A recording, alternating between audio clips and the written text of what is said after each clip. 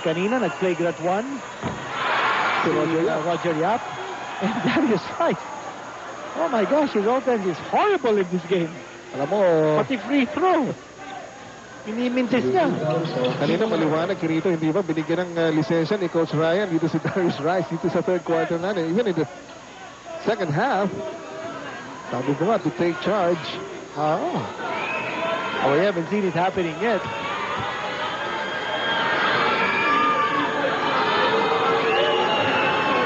Chico Lanete.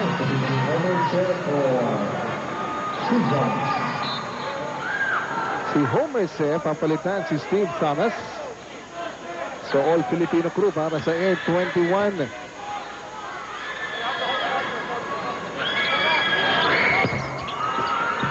Miss from Chico Lanete.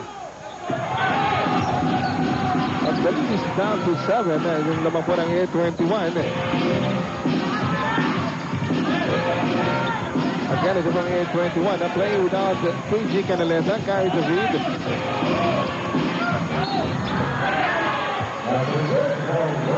And Rapidel de Ocampo.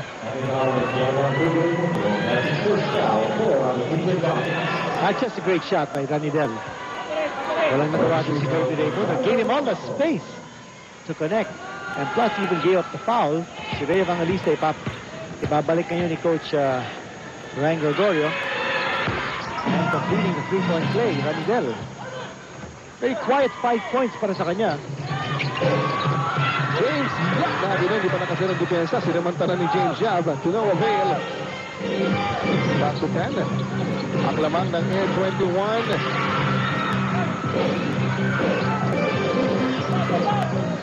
Winnie Orfoleda shooting over Darius Rice.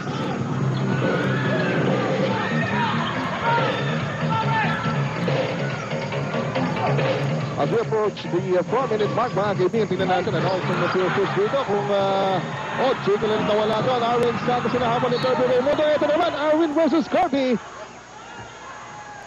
Sabi naman ni Arwin, malamig na yung ulo nila. Oo nga, no? Malamig kasi yung Santa Coliseum. Pero sa labas, mainit. Sabar na sa ito, natawat tuloy si Kirby sa atin. I'm sure na napaalala sa kanya yun. Ito yung gamble ni Kirby Raymundo. Para sa lakas na di umaayak. 1 out of 2 for Arwin Santos on that gamble foul by Kirby Raymundo. Under 4 minutes, mga kaibigan. Darius Rice, pinagpupuna ni Coach Ryan Gregorio. Pira-pira pa beautiful center, Juicy Giant. Oh, Marvin Cruz. Closing it. Ito, Chico Lanete had all the time in the world. Combat rebounding. Ang bola mawawala. Pure Foods pa rin. A lot of contact in that play.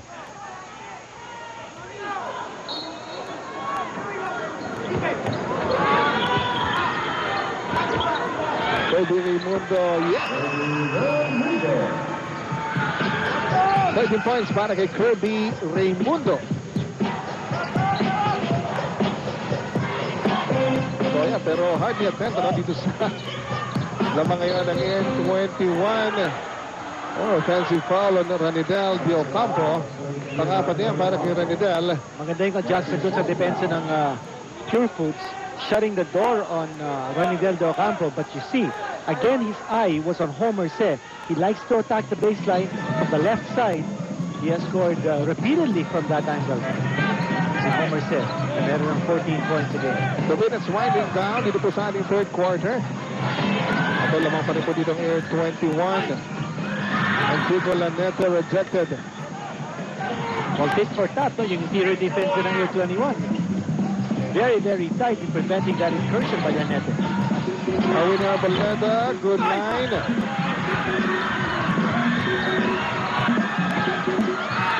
Right now, ito, nasa backward pa rin dito ang Pure Foods. Ray Evangelista from deep right. Still couldn't cash in. Para yung mga bukas na tira na yun, ha? Talagang hindi lamang mahulog para dito sa Pure Foods.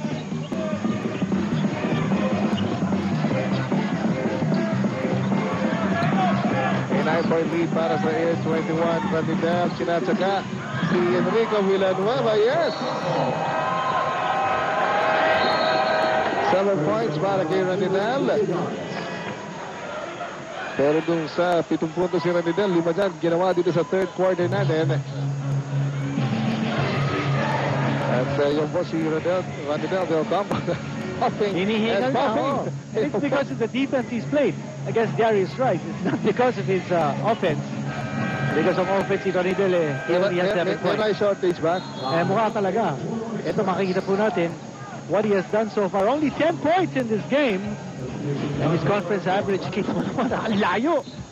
Averaging of 46 points a game. Darius Rice has been held to just 10. Alright, meron po tayong full-time mga kaibigan. Wala nang bibitaw. Magkabalik po ang inyong PBA. 03-831. O, yan po si Ranidel del Campo. PBA at 33 years old na po ang PBA. Ranidel number 33. At yan nga po natanong natin kanina. Sino ang una nakascore sa PBA? Joy Junicio. Ayan, at siya po nakascore ng unang basket dito sa PBA. Sa pong April 9, 1975. May person kanina, sila Cisco Oliver. Hindi ka na matagsa. Yes, palagay ko. If not in the first season, very close to the first season. Sina Cisco Oliver, sina Billy Robinson. Yes. Laro yan, sina... Hindi ko na matanda. Tagal-tagal na rin. It's been 33 years, mga kaibigan. Of course, during those years, Chris Petriota lorded it over the league. Kaya naman po yung bahagi na ng buhay ng Pinoy. Ang PBA. Samantala, ito, with 7 seconds to shoot, PJ Simon. Teka muna, offensive foul pa, may tatawag.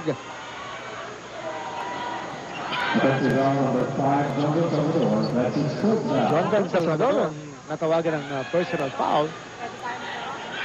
You see the time left in the third period.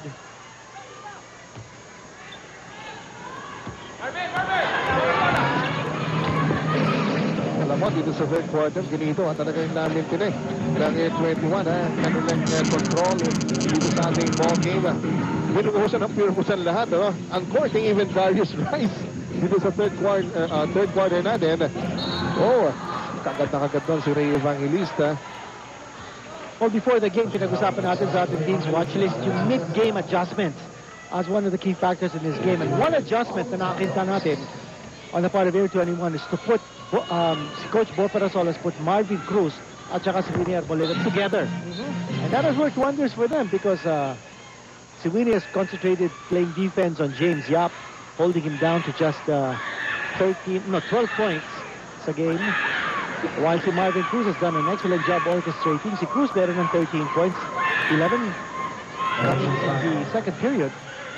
And another mid-game adjustment na ginawa ng A21 was to dominate the boards, control the rebounds, make sure that they have the upper hand in the fast break points. Well, kanina pa po natin binabanggit na kulang nga po sa PSA itong Air 21, pero hindi po iniindihan ng Air 21.